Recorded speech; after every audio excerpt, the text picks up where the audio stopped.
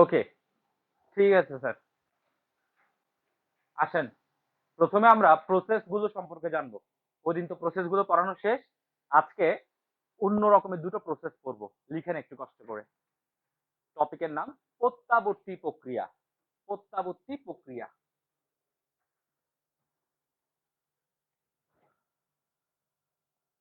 প্রত্যাবর্তী প্রক্রিয়া।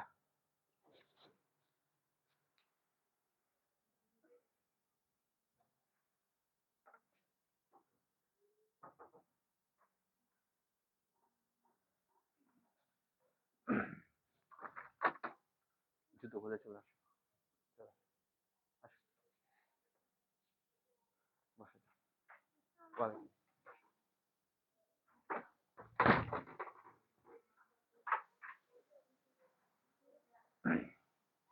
সামনে বসতে পারবা, এখানে বসতে পারবা, এখানে চলে আসো। আচ্ছা, ওকে, ঠিক আছে। লাগতেছে, একটু সময় লাগতেছে, একটু পরে তোমাদেরও লাগবে। ওকে ফাইন, ঠিক আছে স্যার। লিখেন, খাতা বের করেন। প্রত্যাবর্তী প্রক্রিয়া, এদিকে আসতে পারো চাইলে, এদিকে বাতাস প্রচুর। না, এটা কিছুক্ষণ পরে বলবা যে এসিটা বন্ধ করে দেওয়ার জন্য। একটু সময় লাগতেছে। ওকে, তোমাদের লাগতেছে বাতাস? লাগতেছে না? এখানে চলে আসো। ঠিক আছে, এখানে চলে আসো। সামনে চলে আসতে পারবা? Okay fine. লিখো, প্রত্যাবর্তী প্রক্রিয়া। প্রত্যাবর্তী প্রক্রিয়া। ওকে, যে তাপগতীয় প্রক্রিয়া, যে তাপগতীয় প্রক্রিয়াগুলো, যে তাপগতীয় প্রক্রিয়াগুলো বিপরীতমুখী হয়ে, বিপরীতমুখী হয়ে প্রত্যাবর্তন করতে পারে, প্রত্যাবর্তন করতে পারে। যে তাপগতীয় প্রক্রিয়াগুলো বিপরীতমুখী হয়ে, চলে আসো, জুতো খোলা,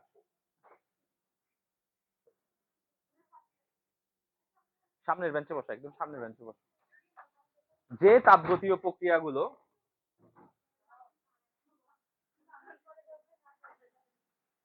এখানে বসতে পারবা, সামনে এটাতেই বসতে পারো, ব্যাগটা সরাই ফেলো। হ্যাঁ, এসেছে সব কাপড় চোপড়। তো আমি ঢাকায় যাবো যে সেজন্য। ঠিক আছে, ওকে, আমি তোমাদেরকে পড়ানোর পরে ঢাকায় যাবো ওই জন্য। আচ্ছা, ওয়াও, থ্যাংক ইউ। তোমার ওয়াইয়ের জন্য অসংখ্য ধন্যবাদ। আচ্ছা, তোমরা খাতা বের করো, খাতা বের করো।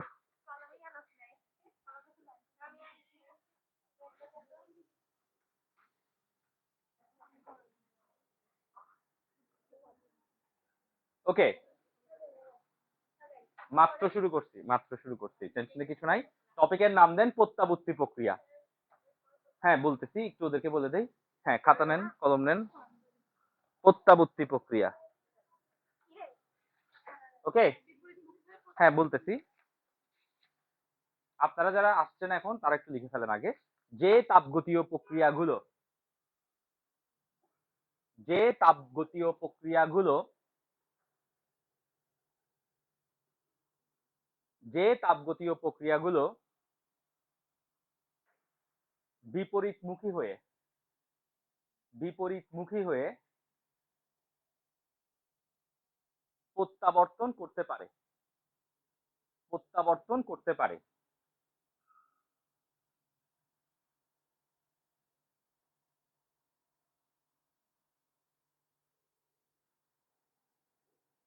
এবং প্রতি ক্ষেত্রে, এবং প্রতি ক্ষেত্রে, এবং প্রতি ক্ষেত্রে তাপ ও কাজের ফলাফল,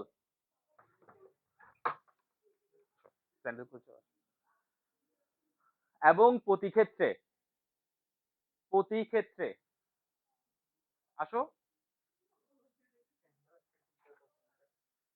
সেটা ছেড়ে দাও।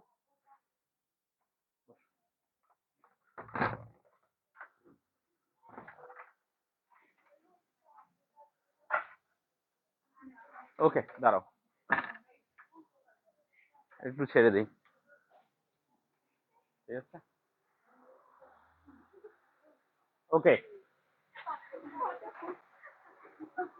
এটা প্রচুর বাতাস। আচ্ছা স্যার, খাতা বের করো, একটু পরে ইয়া করে দিচ্ছি, আমি বন্ধ করে দিচ্ছি। যে তাপগতীয় প্রক্রিয়াগুলো বিপরীতমুখী হয়ে প্রত্যাবর্তন করতে পারে এবং প্রতি ক্ষেত্রে তাপ কাজ কমা অন্তস্থ শক্তির তাপ কাজ কমা অন্তস্থ শক্তির তাপ কাজ কমা অন্তস্থ শক্তির পরিবর্তন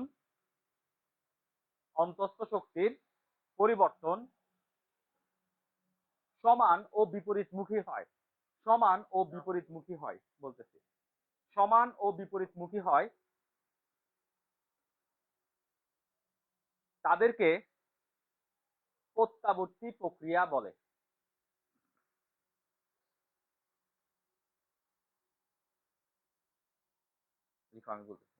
যে তাপগতীয়, আরেকবার মিলাই ফেলো, যে তাপগতীয়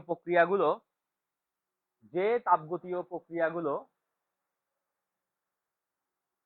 বিপরীতমুখী হয়ে প্রত্যাবর্তন করতে পারে, বিপরীতমুখী হয়ে প্রত্যাবর্তন করতে পারে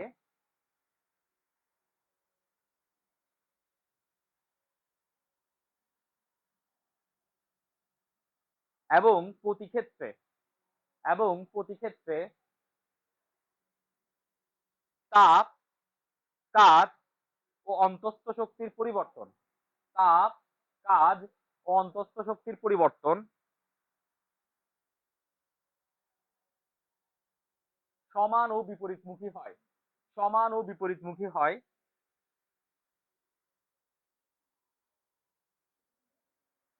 তাদেরকে প্রত্যাবর্তী প্রক্রিয়া বলে, তাদেরকে প্রত্যাবর্তী প্রক্রিয়া বলে। ঠিক আছে? আচ্ছা, ওকে ফাইন। এবার আমরা প্রত্যাবর্তী প্রক্রিয়ার একটা এক্সাম্পল দেখব। ঠিক আছে? আমি ফ্যানটা বন্ধ করে দেই। ওকে, আমরা এখন প্রত্যাবর্তী প্রক্রিয়ার একটা এক্সাম্পল দিয়ে প্রত্যাবর্তী প্রক্রিয়াটা বোঝার চেষ্টা করব। ঠিক আছে? দেখেন স্যার, প্রত্যাবর্তী প্রক্রিয়ায় তিনটা জিনিস আমি বলছি একই হয়। কি কি বলেন তো? তাপ, কাজ ও অন্তস্থ শক্তি, রাইট?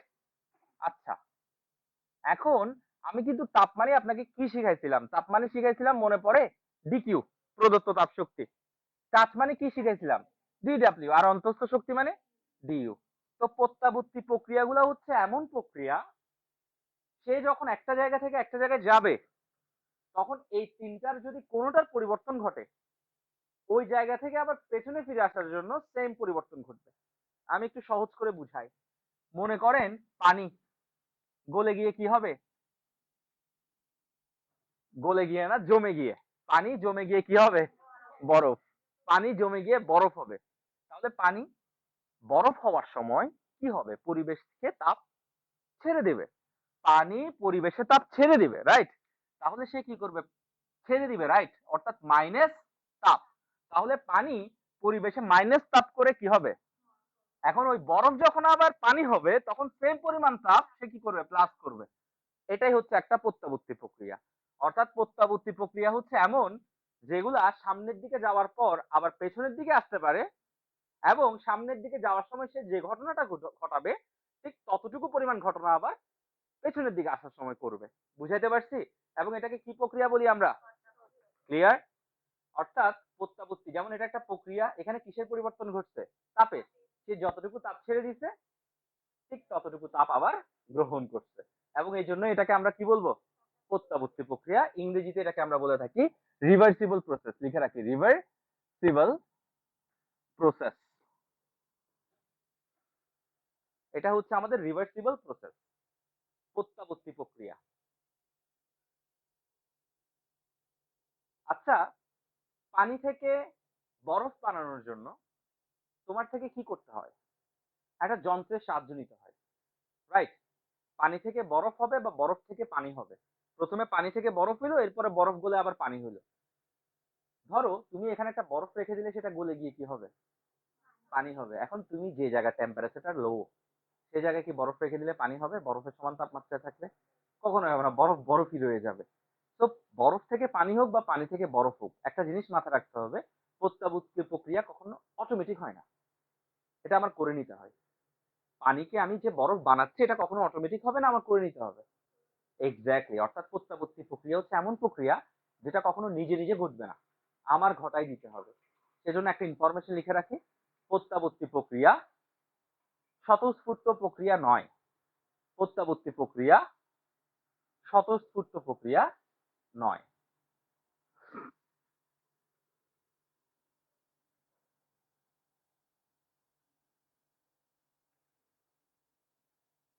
ওকে, তাহলে প্রত্যাবর্তী প্রক্রিয়া একটা কি না বলছি আমি, স্বতঃস্ফূর্ত প্রক্রিয়া না। মাথায় ঢুকছে জিনিসটা? আচ্ছা ফাইন, ঠিক আছে।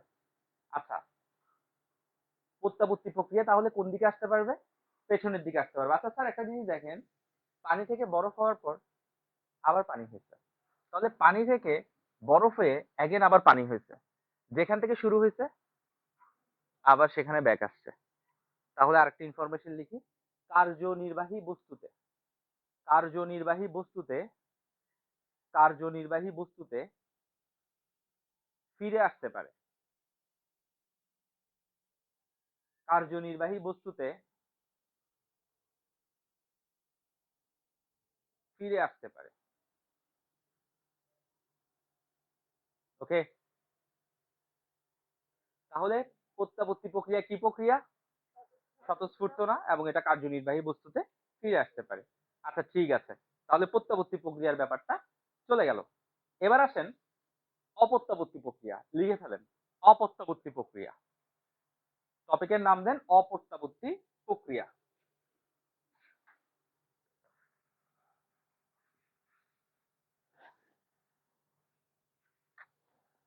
অপ্রত্যাবর্তী প্রক্রিয়া, বা এটাকে আমরা বলতে পারি ইরিভার্সিবল প্রসেস। যে প্রক্রিয়াগুলো, লিখেন যে তাপগতীয় প্রক্রিয়াগুলো যে তাপগতীয় প্রক্রিয়াগুলো যে তাপগতীয় প্রক্রিয়াগুলো যে তাপগতীয় প্রক্রিয়াগুলো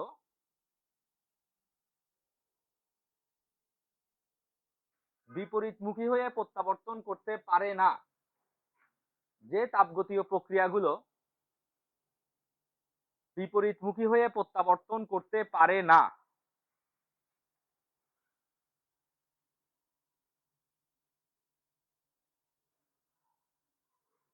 তাদেরকে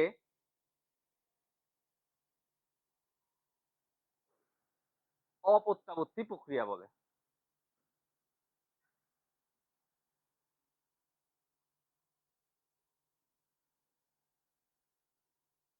আচ্ছা দেখো, এগুলা কখনো পেছনের দিকে আসতে পারবে না।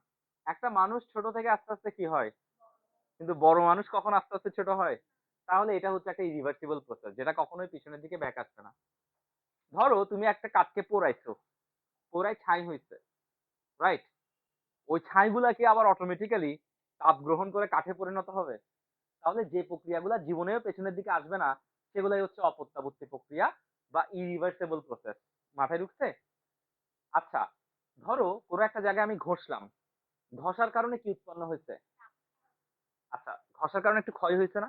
তাপ উৎপন্ন হয়েছে। আমি যদি পুনরায় সেম পরিমাণ তাপ দেই, তাহলে যে জায়গাগুলো ঘষা খাইছে ওগুলা কি ঠিক হয়ে যাবে? তাহলে এটাও হচ্ছে একটা ইরিভার্সিবল প্রসেস। লোহায় যে মরিচা পড়ে, এটা কি প্রসেস হতে পারে?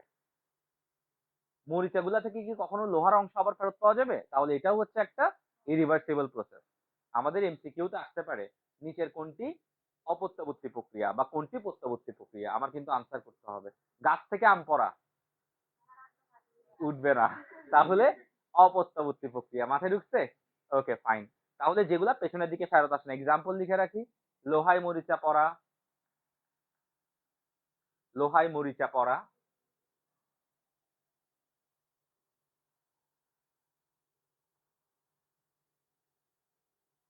হ্যাঁ, তারপর হচ্ছে ঘর্ষণ, দুটো স্থানে ঘর্ষণ হওয়া, দুটো স্থানের মধ্যে ঘর্ষণ হওয়া ইত্যাদি। ঠিক আছে, ইত্যাদি হচ্ছে আমাদের ইরিভার্সিবল প্রসেসের এক্সাম্পল।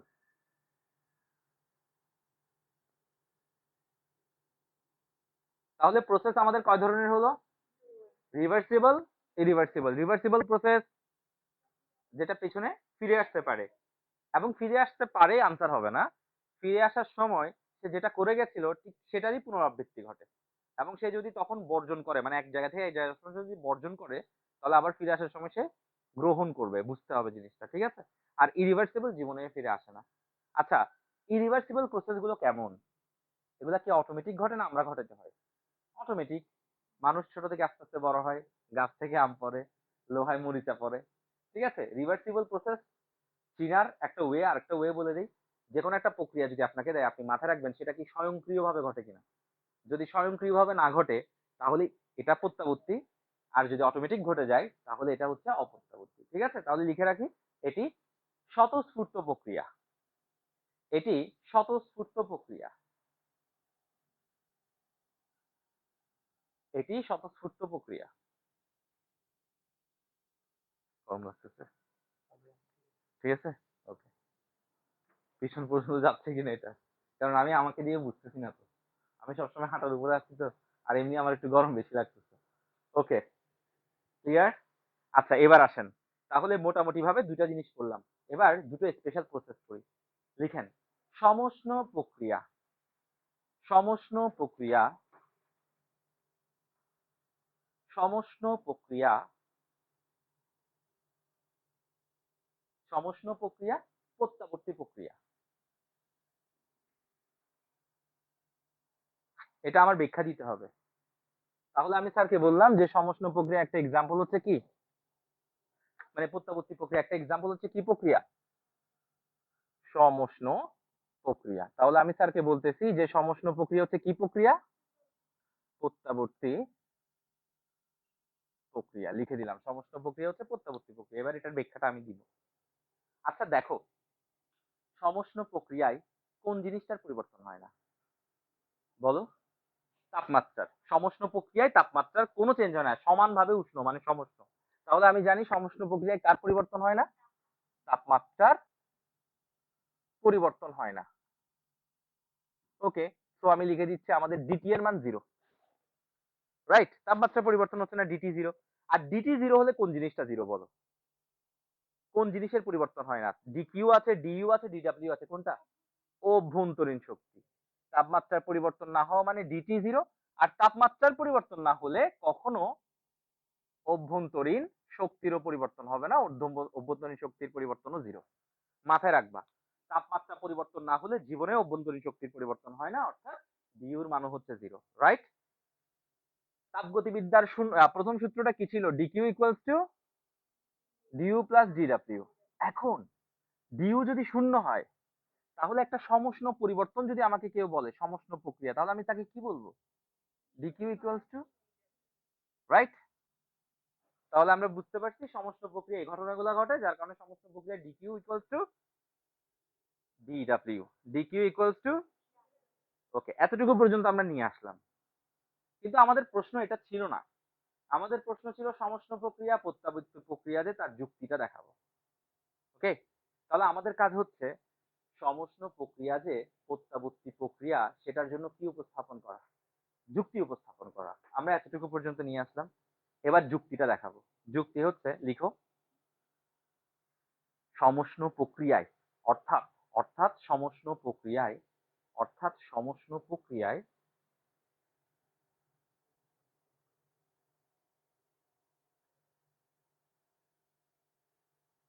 সমষ্ণ প্রক্রিয়ায় যদি যদি তাপশক্তি প্রদান করা হয়, যদি শক্তি প্রদান করা হয়, তবে গ্যাস তবে গ্যাস প্রসারিত হয়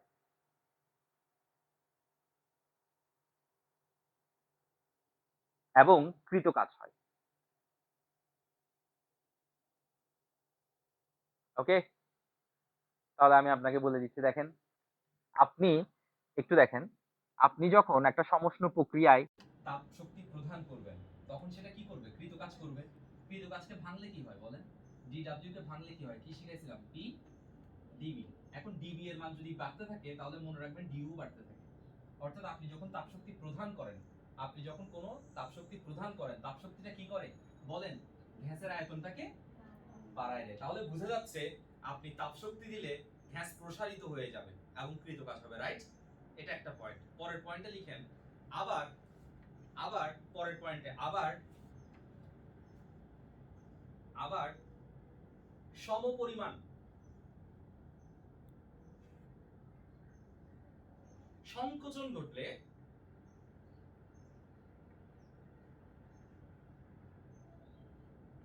আবার সমপরিমাণ সংকোচন ঘটলে পুনরায় পুনরায় তাপশক্তি পরিবেশে ফিরে আসে।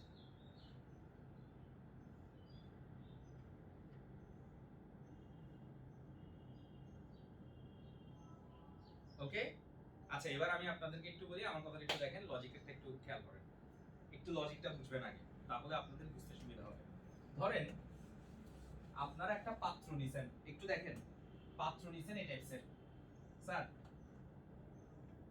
এই যে পাত্রটা দেখতে পাচ্ছেন, এটা একটা পাত্র, এখানে একটা পিস্টন লাগানো আছে মনে করেন, এটা একটা পিস্টন।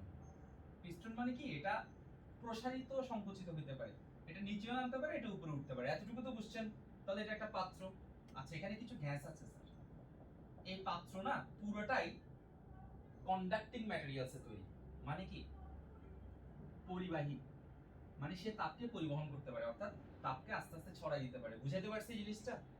দেখেন স্যার, এই যে এইখানে যে গ্যাসগুলো আছে, এই গ্যাসগুলোর মধ্যে যদি তাপমাত্রা বেড়ে যায়, তাহলে সেই তাপমাত্রাটা তার কাছে থাকবে না, সে পরিবেশের সাথে শেয়ার করে ফেলবে, এবং দিন শেষে যেটা দেখা যাবে সেটা হচ্ছে তার সাথে তার বাইরের ওয়েদার টেম্পারেচার একই।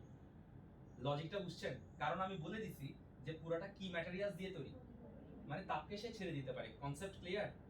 আচ্ছা তাহলে বুঝতে পারছি এখানে যে প্রক্রিয়াটা এখন সংঘটিত হবে সেটা ডেফিনেটলি সমুষ্ণ হবে, কারণ সমুষ্ণ ছাড়া হওয়ার কোনো অপশন নাই, কারণ এখানে তাপমাত্রার কোনো চেঞ্জ হবে না, এখানে যে তাপমাত্রা এখানেও সেই তাপমাত্রা, কারণ এটা পরিবাহী। ক্লিয়ার? এখন আমি যদি ওকে, এখন আমি যদি এখানে একটা ঘটনা ঘটাই, সাপোজ আমি যদি এই যে এই জিনিসটাকে, এই জিনিসটা যে দেখতে পাচ্ছেন, এটাকে যদি সংকুচিত করে ফেলি, সংকুচিত কিভাবে করব, এটার উপরে প্রেসার ক্রিয়েট করব, রাইট? এখন এটাকে যদি আমি সংকুচিত করে ফেলি, সংকুচিত করে ফেলি, তাহলে কি ঘটনাটা ঘটবে? এটা যদি সংকুচিত হয়, এটা যদি সংকুচিত হয়, তাহলে সে কি করবে জানো? পরিবেশে তাপকে ছড়ায় দিবে। বুঝাইতে পারছি? আমি আরেকবার বলতেছি, মনে করো এটা এখানে ছিল, এটাকে তুমি সংকুচিত করে এখানে নিয়ে আসছো, এই জায়গায় নিয়ে আসছো, এটা মনে করো আগের পজিশন ছিল, আদি পজিশন, এটাকে তুমি সংকুচিত করে এখানে নিয়ে আসছো শেষ পজিশনে, তাহলে গ্যাস আগে যেমন ছিল এখন কি তেমন থাকবে না? ঘষাঘষি অনেক বেড়ে যাবে, যার কারণে এখানে একটা তাপমাত্রা প্রডিউস হবে, সেটা আবার কোথায় ছড়া দিবে?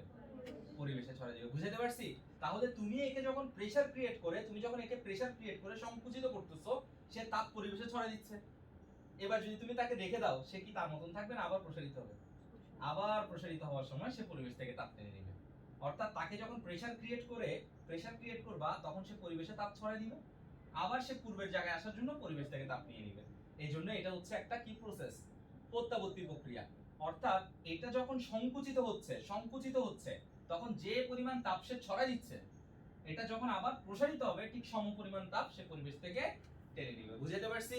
তাহলে সমষ্ণ প্রক্রিয়া আমি একটু সহজ করে দিচ্ছি। সমষ্ণ প্রক্রিয়া প্রত্যাবর্তী হওয়ার রিজনটা কি? রিজনটা হচ্ছে সেখানে তো কোনো অভ্যন্তরীণ শক্তির পরিবর্তন হয় না, হয়? তাহলে আমি যে তাপ শক্তিটুকু তাকে দেই, সেটা কি করে? তার কৃত কাজ করে, অর্থাৎ প্রসারণ ঘটায়। আবার যদি জিনিসটা সংকোচন হয়, ওই তাপ শক্তি পরিবেশে ফিরিয়ে দেয়। মাথায় ঢুকছে জিনিসটা? এটাকে কি প্রসেস বলছি আমি? প্রত্যাবর্তী প্রক্রিয়া। লিখেন আরেকটা প্রশ্ন। রুদ্ধতাপীয় প্রক্রিয়া রুদ্ধতাপীয় প্রক্রিয়া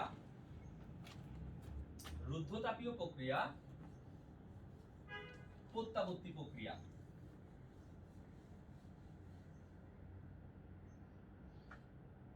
রুদ্ধতাপীয় প্রক্রিয়া প্রত্যাবর্তী প্রক্রিয়া। হ্যাঁ, প্রত্যাবর্তী। ওকে,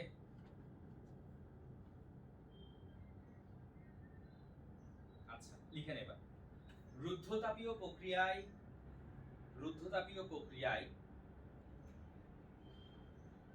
তাপের আদান প্রদান হয় না। রুদ্ধতাপীয় প্রক্রিয়ায় তাপের আদান প্রদান হয় না, যার কারণে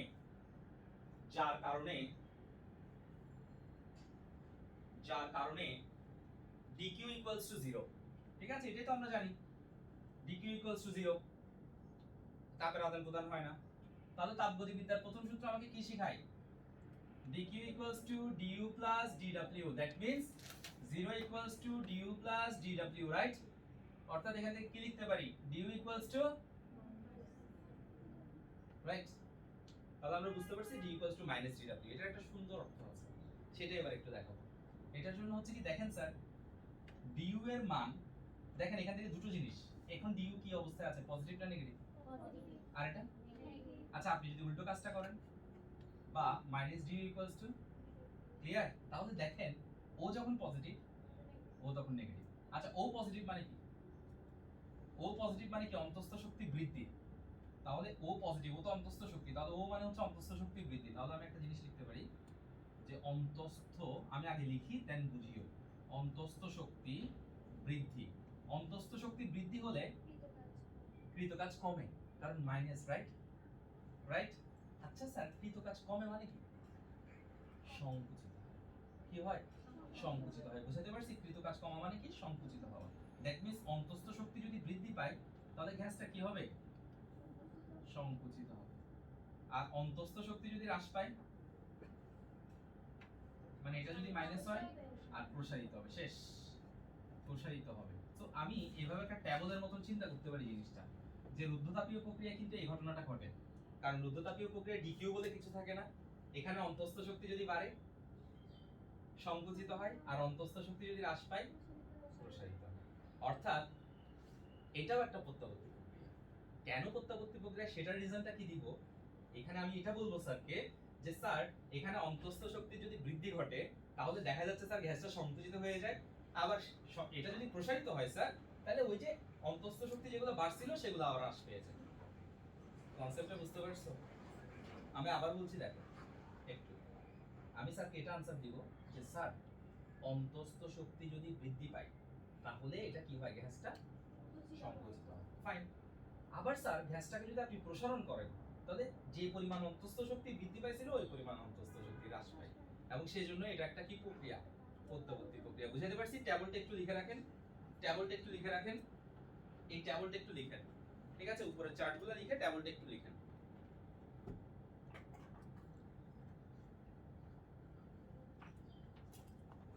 ওকে, তারপর একটা লাইন লিখেন ট্যাবলটা লেখার পরে, ওটা আমি বলে দিচ্ছি।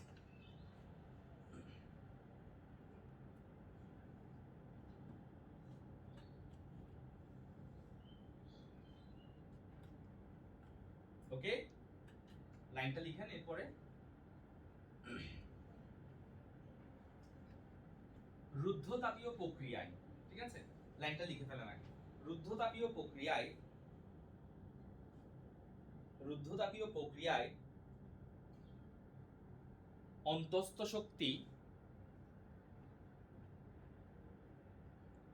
অন্তঃস্থ শক্তি বৃদ্ধি পেলে, অন্তঃস্থ শক্তি বৃদ্ধি পেলে গ্যাসের যে পরিমাণ সংকোচন ঘটে, গ্যাসের যে পরিমাণ সংকোচন ঘটে,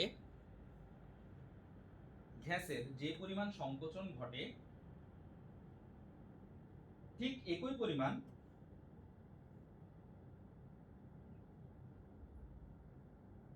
প্রসারণ ঘটলে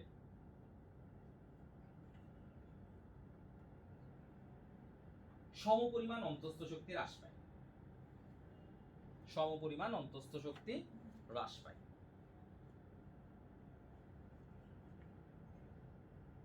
তাই এটি একটি প্রত্যাবর্তী প্রক্রিয়া।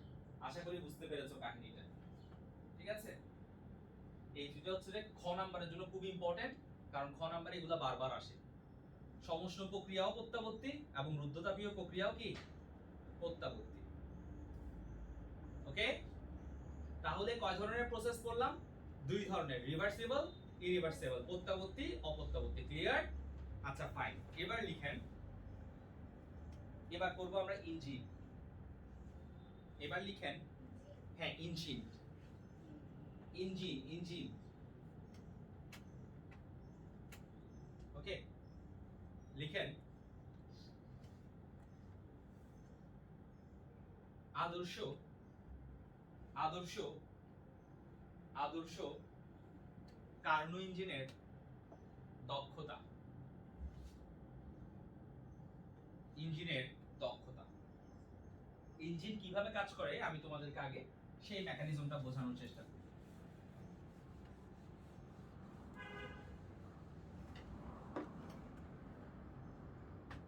ওকে, গরম লাগতেছে, ঠান্ডা লাগতেছে, মানে ঠান্ডা লাগতেছে না, মানে আমি বুঝাতে চাচ্ছি গরম লাগতেছে তোমাদের পেছনে, ঠিক আছে? ওকে, আচ্ছা ফাইন, ঠিক আছে, একটু সময় লাগে। মূলত এসে ওনার ছেড়ে দেওয়ার দরকার ছিল, কিন্তু আমি আসার সময় দেখতেছি যে ওদের দুজনকে নিয়ে উনি উঠতেছে, উনি তারও আগে ছেড়ে দেওয়ার কথা ছিল। ঠিক আছে, ওনাকে বলছিলাম যে আধা ঘন্টা একটু চালু করে রাখতে, তাইলে হালকা একটা টেম্পারেচারে চলে আসে। আচ্ছা ফাইন স্যার, একটা তাপ ইঞ্জিন কিভাবে কাজ করে দেখেন। আমাদের এখন কনসেপ্ট হচ্ছে, ভালো করে বুঝবেন, এটা খুব সুন্দর একটা কনসেপ্ট। তাপ ইঞ্জিন, তাপ ইঞ্জিন কিভাবে কাজ করে, ধরেন এটা উৎস, আমি এটাকে বলছি উৎস, এবং এটার একটা টেম্পারেচার থাকবে T1, আর এটাকে আমি বলছি গ্রাহক, এবং এটার একটা টেম্পারেচার থাকবে T2। তো আপনি যদি আমাকে প্রশ্ন করেন যে এটাকে কেন উৎস বলা হলো আর এটাকে কেন গ্রাহক বলা হলো, এটার রিজন হচ্ছে এটার টেম্পারেচার এটা থেকে বেশি, সেজন্য T1 টা হচ্ছে উৎস আর T2 টা হচ্ছে গ্রাহক। আশা করি বিষয়টা বুঝতে পারছেন। সো উৎস হবে না গ্রাহক হবে, এটা নির্ভর করবে কার টেম্পারেচার বেশি তার উপর। মাথায় ঢুকছে? আচ্ছা, এখন স্যার উৎস থেকে গ্রাহকের দিকে কি ট্রান্সফার হবে? তাপ শক্তি ট্রান্সফার হবে। কি শক্তি? তাপ শক্তি। মনে করেন উৎসর তাপমাত্রা হচ্ছে T1 আর গ্রাহকের তাপমাত্রা হচ্ছে T2। এখন উৎস থেকে গ্রাহকের দিকে তাপ শক্তি ট্রান্সফার হচ্ছে। সাপোজ মনে করেন উৎস Q1 পরিমাণ তাপ শক্তিকে ছেড়ে দিচ্ছে, কতটুকু পরিমাণ? আর গ্রাহক Q2 পরিমাণ গ্রহণ করছে। এটাকে বোঝানোর জন্য আমি একটা নিউমেরিক্যাল নাম্বার ব্যবহার করি। মনে করেন বুঝাচ্ছি যে জাস্ট 100 জুল সে ছেড়ে দিছে আর সে 20 জুল গ্রহণ করছে, তাহলে গ্রহণ করে নাই কত জুল? ওই 80 জুলটাই কাজ হয়ে গেছে। বুঝাতে পারছি? এখান থেকে যখন তাপটা আসতেছে ও 20 পাইছে আর ও 100 ছাড়ছে, তার মানে 80 জুল নাই হয়ে গেছে। ওই 80 জুলে আসলে আসার সময় কি হয়ে গেছে? কাজ হয়ে গেছে। অর্থাৎ W ইকুয়ালস টু কিভাবে বের করব বলেন? Q1 মাইনাস Q2 বলতেছি। সে কতটুকু শক্তি ছাড়ছে? 100 জুল। তাপ এক প্রকার কি শক্তি, সে তাপটা ছাড়িয়ে দিয়েছে। ওই তাপটা আসার সময় গ্রাহকের কাছে পৌঁছাতে পারছে 20 জুল। তাহলে 100 জুল ছাড়ার পরে মাত্র 20 জুল আসছে, বাকি জুল কই গেছে? বাকি জুল কাজ হয়ে গেছে। বাকি জুল কি হয়ে গেছে? কাজ হয়ে গেছে। বুঝাতে পারছি? এইভাবে আসলে আমি ইঞ্জিনের ওয়ার্ক বের করব, কাজ। আপনি যদি আমাকে প্রশ্ন করেন এখন যে তাপ শক্তি কিভাবে কাজটা করছে, সেটা আমার জানতে হবে, রাইট? আচ্ছা, এটাই ও জানতে চাচ্ছে। ধরেন এটা একটা হিটার, হিটার থেকে তাপটা বের হয়েছে আর এক্সেপ্ট করা হয়েছে যে 20 জুল, আর মাঝখানে 80 জুল কি করছে? পুরো ঘরটাকে গরম করে ফেলছে। এটা মনে করেন কনসেপ্ট ক্লিয়ার, ঠিক আছে? তাহলে কত জুল লিভ করছে? আসছে কত? 20। 80 জুল কাজ হয়েছে। ক্লিয়ার? এটা আসলে আমি জাস্ট একটা নাম্বার দিয়ে বুঝাইছি, কিন্তু অ্যাকচুয়ালি আমরা মনে রাখবো উচ্চ যতটুকু ছেড়ে দেয়, গ্রাহক যতটুকু গ্রহণ করে, এদের যে ডিফারেন্স সেটাই হচ্ছে আমাদের কৃত কাজ। বুঝাতে পারছি? তাহলে আমাকে যদি বলে একটা তাপ ইঞ্জিনের কাজ কত, আমি বলবো একটা তাপ ইঞ্জিনের কাজ হচ্ছে উৎসের তাপ শক্তি থেকে গ্রাহকের তাপ শক্তি বিয়োগ, নট তাপমাত্রা, তাপ শক্তি। কনসেপ্ট মাথায় ঢুকছে? তাহলে আমরা বুঝতে পারছি W equals to Q1 minus Q2। আচ্ছা স্যার, ও ছাড়ছিল কত? Q1, আর আসছে কত? Q2। কাজ হয়েছে এটা। ও যেটা ছাড়ছিল সেটা হচ্ছে Q1। ওই Q1 ছাড়ার কারণে সে এতটুকু কাজ পেয়েছে। তাহলে এতটুকু কাজের সাথে সে যেটা ছাড়ছিল তার একটা তুলনা তৈরি হচ্ছে না? মানে যতটুকু সে কাজ করতেছে তার সাথে যতটুকু সে ছাড়ছিল, সে তো Q1 পরিমাণ ছাড়ছিল। এখন যতটুকু সে ছাড়ছিল তার সাথে যতটুকু কাজ হচ্ছে তার যে তুলনা, সেটাকে বলে তার এফিশিয়েন্সি, অর্থাৎ দক্ষতা। কি বলা হয়? দক্ষতা। তাহলে দক্ষতা এটা ইকুয়ালস টু সে যতটুকু কাজ পরিণত করতে পারছে, মানে W ডিভাইডেড বাই যতটুকু সে ছাড়ছে, মানে এটা। তোমরা 9 10 এ পড়ছো না দক্ষতা কিরকম বলো? নিচে দিছিলা প্রদত্ত, রাইট? ওই যে প্রদত্ত Q1, বুঝাতে পারছি? আর উপরে দিছিলা যেটা তোমরা পাচ্ছিলা, মানে হচ্ছে লভ্য। ক্লিয়ার? তাহলে এখানে লভ্য হচ্ছে W, কারণ এটা work, so work divided by Q1, এটাই হচ্ছে এফিশিয়েন্সি। মাথায় ঢুকছে? ক্লিয়ার? তাহলে W কে Q1 দ্বারা ভাগ করলে আমরা কি পাচ্ছি? দক্ষতা পাচ্ছি। এটা লেখার দরকার নাই, এই হচ্ছে ব্যাপার। দক্ষতাকে শতকরায় প্রকাশ করতে হবে, কোথাও বলে দেয় নাই, কিন্তু আমরা করে থাকি। ক্লিয়ার? তো দক্ষতার সূত্র এটাও হবে। আবার দক্ষতাকে যদি আমরা শতকরায় প্রকাশ করি তাহলে দক্ষতাকে আমরা বলবো এটা ইকুয়ালস টু W/Q1 ইনটু 100%। একটু লিখে রাখলাম।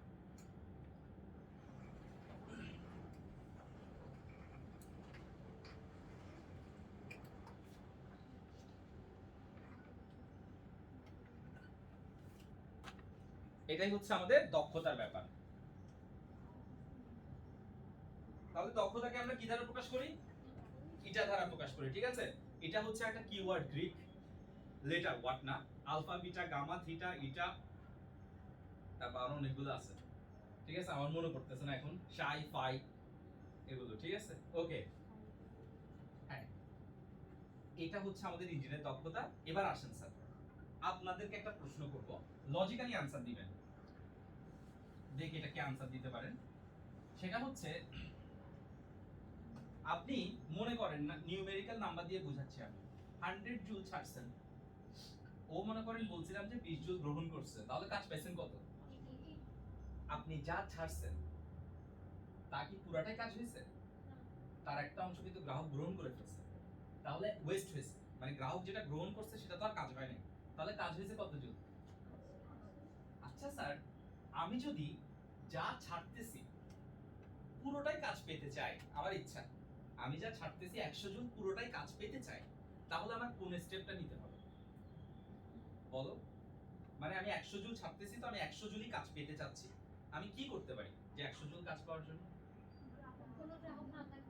কোনো গ্রাহক না থাকলে হবে না, গ্রাহক যদি কোনো তাপ গ্রহণ করতে না পারে, গ্রাহক তো অবশ্যই থাকতে হবে, ইঞ্জিনের, ঠিক আছে? এটা একটা ইঞ্জিনের ধর্ম। তাহলে আমার আনসারটা হবে যে স্যার আপনি যদি এটারে জিরো বানায় দেন, তাহলে দেখা যাচ্ছে 100 থেকে সে কোনো কিছুই গ্রহণ করবে না, অর্থাৎ ফুল 100 জুল কাজ হয়ে যাবে, রাইট?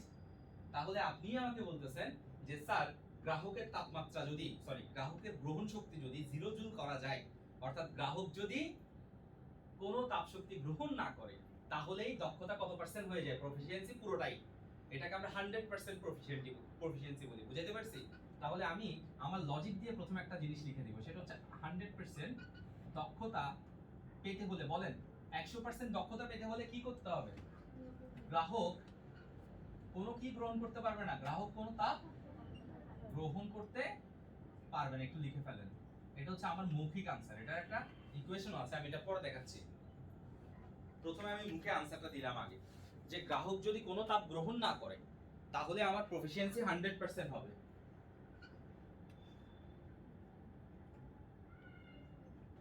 গ্রাহক যদি কোনো তাপ গ্রহণ না করে তাহলে আমার প্রফিসিয়েন্সি কত পার্সেন্ট হবে?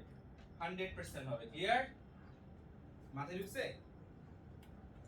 আচ্ছা ফাইন। আর কোনো স্টেপ আছে কারো মাথায় আসতেছে? আর কোনো কিছু কি করা যায় মানে প্রফিসিয়েন্সি 100 পাওয়ার জন্য? আর কোনো স্টেপ আমি নিতে পারি?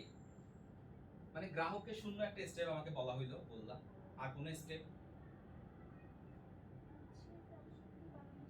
উৎসের তাপশক্তি বাড়ায় কি করব? কি করতে পারি? হ্যাঁ, উচ্চতে হাত দিলাম, একটু আগে গ্রাহকে হাত দিলাম, এখন উচ্চতে হাত দিলাম। আচ্ছা মনে করো উৎসের তাপশক্তিটা এমন করলাম আমি, যেটাকে আমি এক কথা বলতে পারি অসীম, যেটা নির্ণয়যোগ্য নয়, যেটা অসীম, যেটা আমি নির্ণয় করতে পারছি না, এটা যদি অসীম হয়ে যায় আর গ্রাহক কি গ্রহণ করতেছে না করতেছে সেটা নিয়ে আমার মাথা না ঘামাইলে চলে, কারণ আমি যে পরিমাণ তাপশক্তি দিচ্ছি গ্রাহক কোলায় উঠতে পারবে না, কারণ অসীম পরিমাণ, যেটা নির্ণয়যোগ্য নয়, তখন প্রফিসিয়েন্সি আসলে 100% হয়ে যাবে। কি হয়ে যাবে?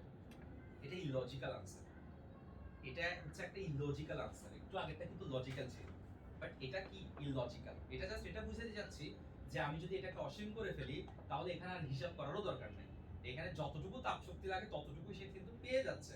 সো এখানে আমি একটা কথা বলতে পারি, সেটা হচ্ছে 100% দক্ষ হতে হলে গ্রাহক কোনো তাপ গ্রহণ করতে পারবে না, নতুবা কি হতে পারে বলেন? নতুবা উৎস কি হতে পারে? উৎস অসীম তাপ নির্গমন করতে পারে, অথবা উৎসকে হবে, উৎসকে অসীম তাপ নির্গমন করতে হবে। তাহলে এখানে দুটো জিনিস, ঠিক আছে?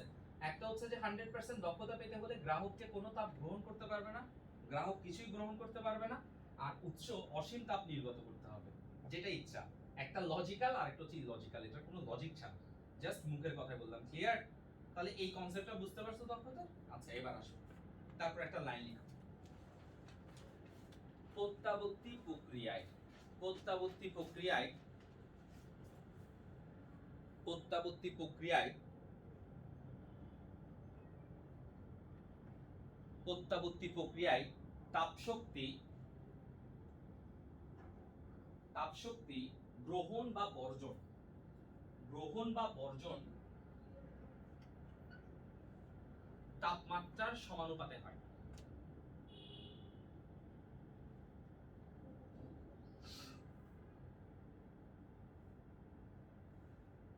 ওকে, আচ্ছা আমি তোমাকে এখন একটা জিনিস একটু বুঝাই, আমার দিকে একটু ভালো করে দেখো। স্যার আমি দুটো বস্তুকে ঘষবো, আমি দুটো বস্তুকে ঘষবো। এখন সাপোজ কলমটা চিন্তা করো, দুটো বস্তু না, কলম, কলমকে বিভিন্ন জিনিসের সাথে ঘষবো, একবার দেয়ালের সাথে, একবার এটার সাথে, একবার বোর্ডের সাথে। এই যে তিনবার আমি ঘষলাম, আমার যে উৎপন্ন তাপটা সেটা কি একই হবে না ভিন্ন ভিন্ন? কারণ পার্টিকেল ভিন্ন ভিন্ন, কমন সেন্স। তাহলে ইরিভার্সিবল প্রসেস অর্থাৎ অপ্রত্যাবর্তী প্রক্রিয়া সমূহতে কোনো ঘটনার আসলে ফিক্সড কোনো ইস্যু নাই।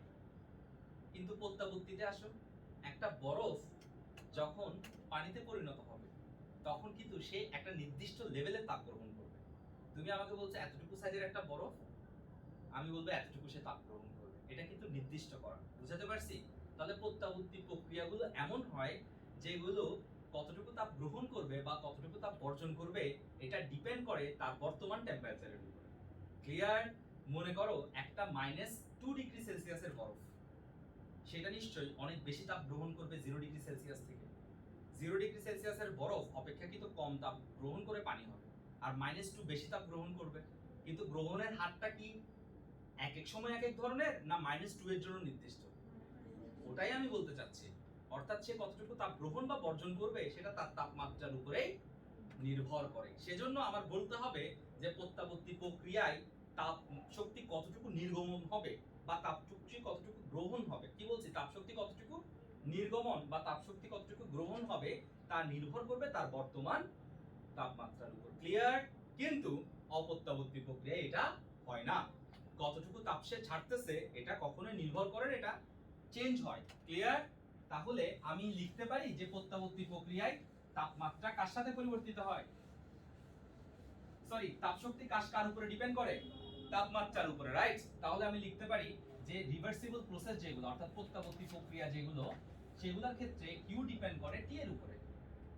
কতটুকু কিউ হবে সেটা নির্ভর করছে টি এর উপরে। ক্লিয়ার? আচ্ছা এই সম্পর্কটার উপরে ভিত্তি করে আমি একটা জিনিস কিন্তু লিখতে পারি, দেখেন তো। কিউ যেহেতু টি এর সমানুপাতিক, তাহলে Q1 divided by Q2 equals to T1 divided by T2 লেখা যায়। ধ্রুবক কাটাকাটি করে দিলাম। অথবা আমি চাইলে Q2 divided by Q1 equals to T2 divided by T1 লিখতে পারি। এখান থেকে তাহলে দক্ষতার মানটা কি হবে? এটা ইকুয়ালস টু 1 মাইনাস, দেখো তো কি ছিল বলো? 1 মাইনাস না, এটা কি ছিল? W divided by Q1। আচ্ছা স্যার এটাকে ভাঙেন, Q1 মাইনাস Q2 ছিল না, দেখেন তো W মান, আর নিচে দিয়ে Q1 দেন। এবার আলাদা করেন, Q1 by Q1 minus Q2 by Q1, কাটাকাটি দেন 1, তাহলে কি হয়? 1 মাইনাস, রাইট? কিন্তু এটাকে আমরা চাইলে কি লিখতে পারি বলেন? এটা equals to 1 minus T2 by T1 into, এটা লিখলাম না, এতটুকু পর্যন্ত রেখে দিলাম। অর্থাৎ দেখেন দক্ষতার কিন্তু দুই ধরনের সূত্র, এটাও দক্ষতার সূত্র, এটাও দক্ষতার সূত্র, রাইট? তবে এটা ব্যবহার করতে পারবো কখন? যখন প্রসেসটা প্রত্যাবর্তী হবে। আর যদি অপ্রত্যাবর্তী হয় তাহলে এটা ব্যবহার করতে পারবো না, তবে এটা ব্যবহার করতে পারবো। বুঝাতে পারছি? সেজন্য আমাকে প্রশ্নে যদি বলে কোন ইঞ্জিনের দক্ষতা নির্ণয় করো, আমি এটাই ব্যবহার করব। কিন্তু যদি প্রত্যাবর্তী ইঞ্জিন বলে তখন আমি এটাও ব্যবহার করতে পারবো। মাথায় ঢুকছে? ক্লিয়ার? তাহলে একটু লিখে রাখি।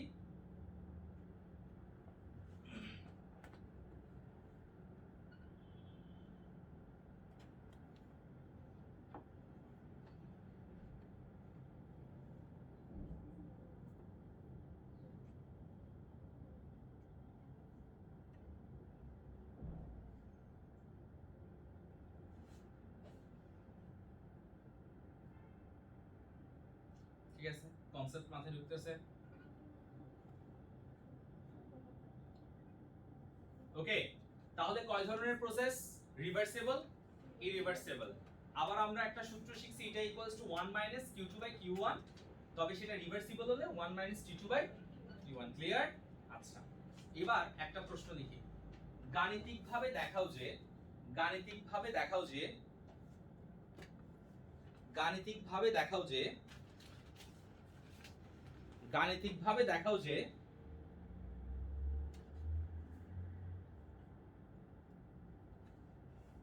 গাণিতিকভাবে দেখাও যে ইঞ্জিনের দক্ষতা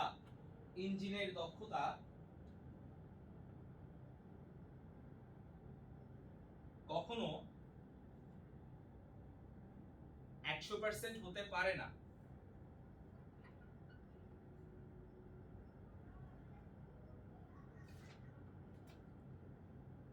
গাণিতিকভাবে দেখাও যে ইঞ্জিনের দক্ষতা কখনো কি পার্সেন্ট হতে পারে না, 100% হতে পারে না। এটাকে আমার এখন গাণিতিকভাবে দেখাতে হবে। আমি তো ওটা মৌখিকভাবে বলেছি তোমাদেরকে, গাণিতিকভাবে আমি কিভাবে দেখাবো? অ্যাকচুয়ালি আমি যেভাবে ইচ্ছা দেখাতে পারি, তবে আমি Q1 টা ব্যবহার করলে ভালো হবে। আমি আনসারটা কিভাবে দিব দেখো একটু। এটা ইকুয়ালস টু, আমি লিখবো, আমরা জানি এটা ইকুয়ালস টু 1 মাইনাস কি বলেন q2 by q1 into 100%, right? এটাই তো। তো গাণিতিকভাবে কিভাবে আমি দেখাচ্ছি দেখো। ইটার মান আমাকে বলছে এটা ইকুয়ালস টু 100%, মানে দক্ষতা কখনো 100% হতে পারে কিনা, রাইট? আচ্ছা, দক্ষতা যদি কখনো 100% হয়, অর্থাৎ ইটার মান যদি কখনো 100% হয়, 100% বসায় দাও। এটা যদি 100% হয়, আচ্ছা যাই হোক, এটা বাদ দাও। তুমি আমাকে এটা বলো, ইটার মান যদি 100% রাখতে যাও, মানে এটা ইকুয়ালস টু এটা ইনটু 100, রাইট? এখন ইটার মান যদি তুমি 100% রাখতে যাও, তাহলে এই পুরো জিনিসটার মান কত হতে হবে? 1। কারণ এটার মান 1 হলে তো 1 ইনটু 100% মানে 100% থাকবে।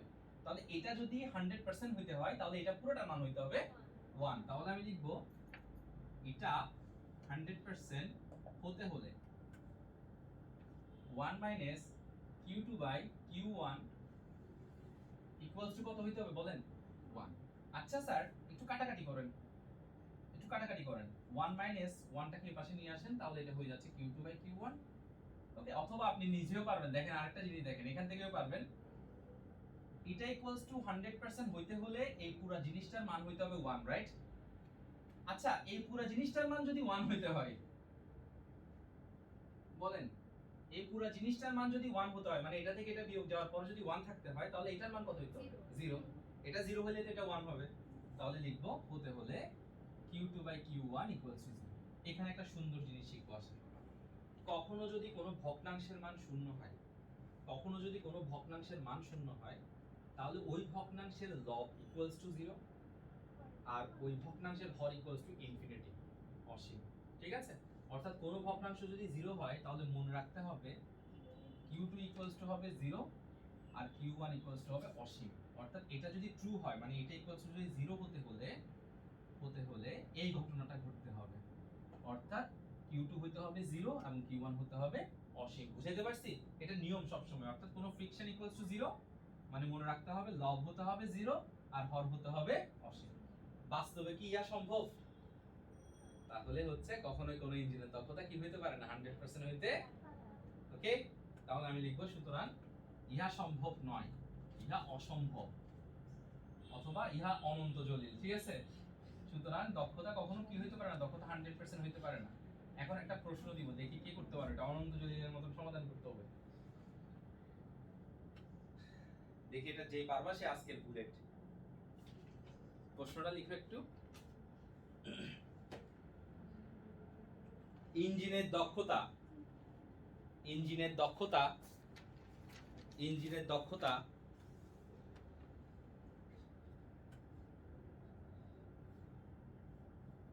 ঠান্ডা লাগতেছে নাকি গরম লাগতেছে? ইঞ্জিনের দক্ষতা কখনো 150% হতে পারে না। দেখি এটা করে দাও আমাকে। এটা অনুধাবনমূলক প্রশ্নতে আসে। ইঞ্জিনের দক্ষতা কখনো 150% হতে পারে না, এটা করে দাও আমাকে।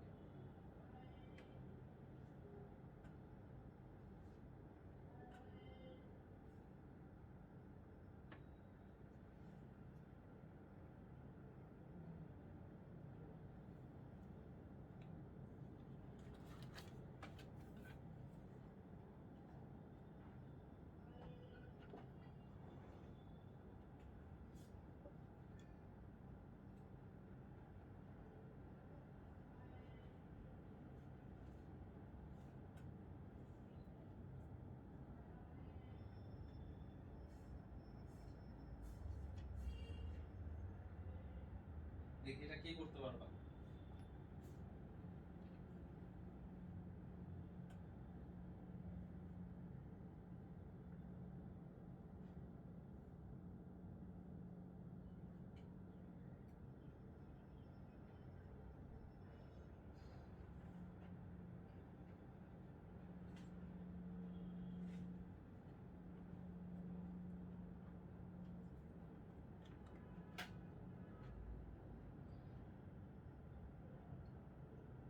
আমাকে করে দেখাও, তোমার মাথায় যেটা আসে সেটা দিয়ে দেখো।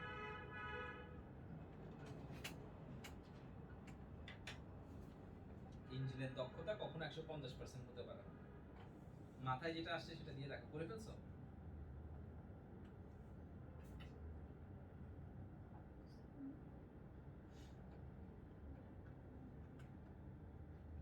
এটা কেমন করছো তুমি? হয় নাই, হয়নি তো। U1 মানে তুমি এটা করছো যে এখান থেকে বলতেছো যে Q2 + 1, এটা দিয়ে তো ব্যাখ্যা দিতে পারবো না। ব্যাখ্যা দিতে পারবো না? না মানে এটা দিয়ে আমরা কি ব্যাখ্যা দিব? আমার তো ব্যাখ্যা লাগবে, লজিক দিয়ে বলতে হবে, রাইট? আমার তো লজিক দিয়ে বলতে হবে, সেটাই হচ্ছে সমস্যা। আচ্ছা তুমি ওখানে 150% বসে কেমনে কি বাইক পাইছো কিন্তু? তারপর 1.5 এর সাথে যদি আমি 100 গুণ করে দিলে 150 আচ্ছা 1.5, তারপর হচ্ছে যে 1 মাইনাস করতে হবে। ওটা তো 1 - 1.5 হলে -0.5 হবে না? মাইনাস মাইনাস 2 না, তুমি কোনটাকে কোন পাশে নিয়েছো একটু চিন্তা করো তো। হচ্ছে মাইনাস 2। হ্যাঁ, এটা -1/2 হবে। ঠিক আছে, এবার লিখো, এবার করো। এবার তারপর এখান থেকে বেঁচে যাওয়ার একটা অপশন তোমার আছে, পারছো?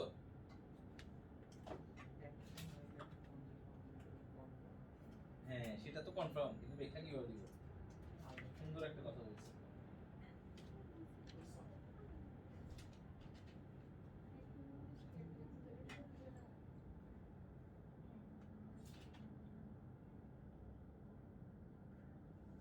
Wow, very good.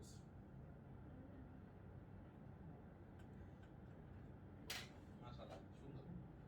ও একটা সুন্দর, একটু লিখতে একটা জিনিস।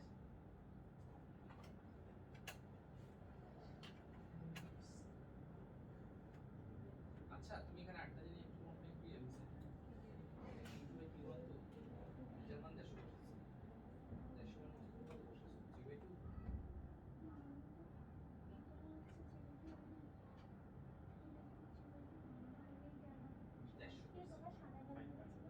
তারপর তুমি করছো এটা 5/2 হয়ে যাবে। হ্যাঁ ঠিক আছে। এটা এমন হয় না, এটাকে ট্রান্সফার করতে হবে, এটা তো এটা ট্রান্সফার করতে 1 - 3/2 হয়। এটা হয় Q2/2। এটা অনেক তো আগে অসুবিধা হবে, তারপর হবে 2 - সরি এসএসসি না -1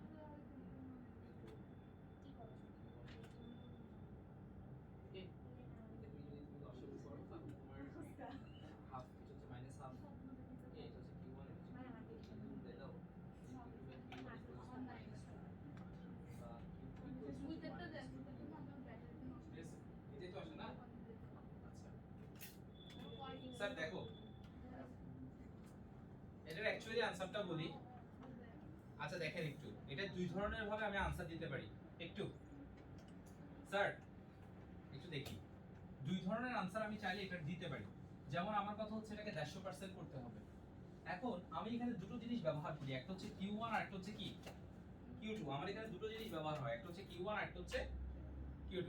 আচ্ছা স্যার একটা জিনিস একটু খেয়াল করেন, একটু ভালো করে দেখেন, সেটা হচ্ছে আপনাকে যখন যদি আমি এটা বের করতে বলি, আপনাকে যদি আমি এটা বের করতে বলি, এটা ইকুয়ালস টু, সূত্রটা হচ্ছে অ্যাকচুয়ালি মনে করেন W divided by Q1, right? W divided by Q1, এটাকে আমরা ভেঙে এভাবে লিখেছি 1 - Q2 বাই Q1 ইনটু 100%। এখন আপনাকে বলা হচ্ছে যে এটাকে 150% রাখতে হবে। আচ্ছা এটাকে 150% রাখার জন্য এই যে জিনিসটা দেখতে পাচ্ছেন, এটার মানকে 1.5 করতে পারি, রাইট? কারণ এটা 1.5 হলে 1.5 ইনটু এটা 150% হয়ে যাচ্ছে।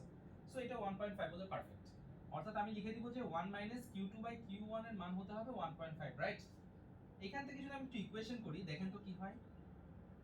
একটু যদি ইকুয়েশন করি তাহলে 1 1.5 equals to q2/q1, বা যদি ইকুয়েশন করি -0.5 q1 টা ট্রান্সফার হয়ে যায়, হ্যাঁ কি না?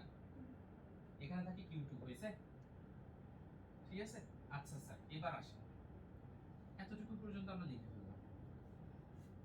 কৃতকাজের একটা বিষয় আমাদের আছে w, এবং আপনাদেরকে শেখানো হয়েছে কৃতকাজ। কৃতকাজ w বের করার সূত্র কি বলেন? q1 q2, right?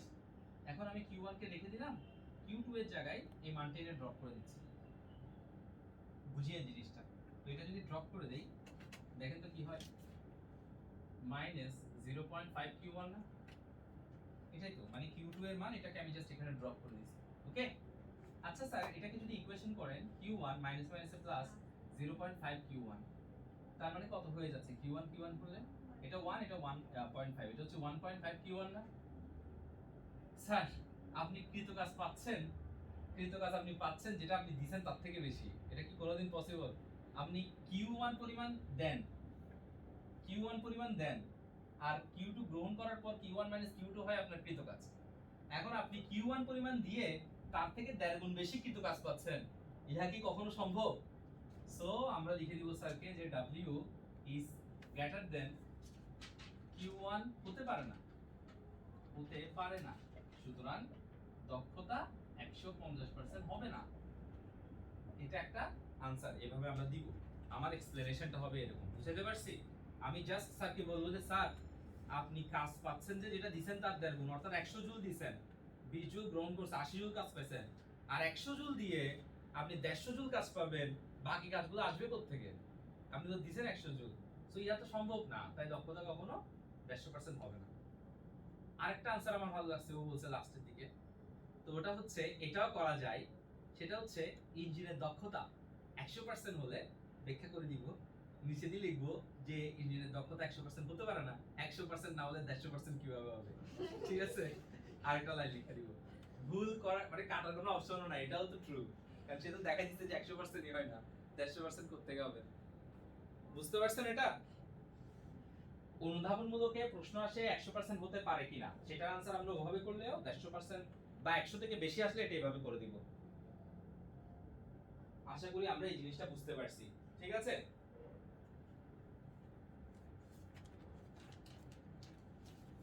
ওকে, আমাদের প্রসেসগুলো একটু আরেকবার চিন্তা করি। রিভার্সিবল, ইরিভার্সিবল, দক্ষতা, প্রত্যাবর্তী প্রক্রিয়া।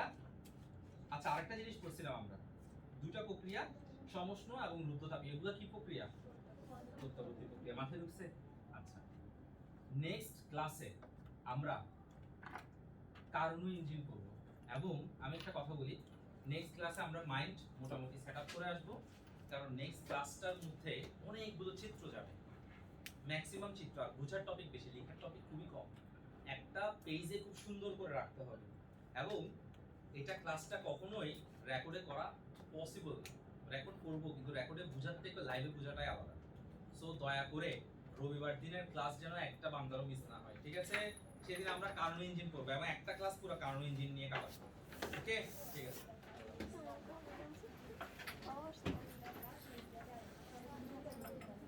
স্যার, একটা কথা বলেন, আপনাদের কি গরম লাগছে? রিয়েলি ভালো লাগছে আজকের ক্লাসটা? সাউন্ড ছিল, নয়েজ ছিল? ঠিক আছে ভাই, এখন লাগবে, এখন বের হলে একটু গরম লাগবে, এই আর ক্লাস আমরা ইনশাআল্লাহ নেক্সট। আচ্ছা, একটা কথা বলি, আপনারা বইয়ের মধ্যে দেখবেন কারণ ইঞ্জিনের টপিকটা একদম ছোট, একটা পেজের মধ্যে লেখা শেষ, কিন্তু স্যার কারণ ইঞ্জিন যদি আপনি পড়েন আর যদি পুরোটা আমি বুঝাতে পারি আপনাকে বেস্ট হবে, যতটুকু আমি দিতে পারবো, তাহলে মনে করেন যে কারণ ইঞ্জিনের ফ্যান হয়ে যাবেন আপনি। মানে নেক্সট ক্লাসটা আপনার জন্য একটা টার্নিং পয়েন্ট হবে, তাপগতিবিদ্যার মজা পাবেন। কিন্তু ডেফিনেটলি নেক্সট ক্লাস প্রেজেন্ট থাকতে হবে, লাইভে করতে হবে, অনেক চিত্র থাকবে আমাদের, ওগুলো আমাদের এঁকে যেতে হবে বাসায়। পারলে একটা কাজ করবেন, স্কেল নিয়ে আসিয়েন পেন্সিল সহকারে, তাহলে ওখানে চিত্রটা আঁকবেন, ঠিক আছে? ওকে, আল্লাহ হাফেজ, বেস্ট অফ লাক। ওয়ালাইকুম আসসালাম। আস্তে আস্তে যান ধারাবাহিকভাবে।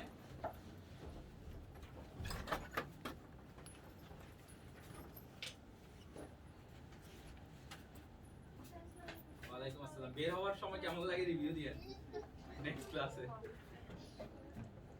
আবার সামনে ঠান্ডা বাতাস। এই জায়গায় যিনি বসছেন উনি একদম ঠান্ডা হয়ে গেছে, পুরো শীতল হয়ে গেছে, এই জায়গাটা পুরো ঠান্ডা। বাঁচিয়ে আছিস তুই। এখন বলতে যাবে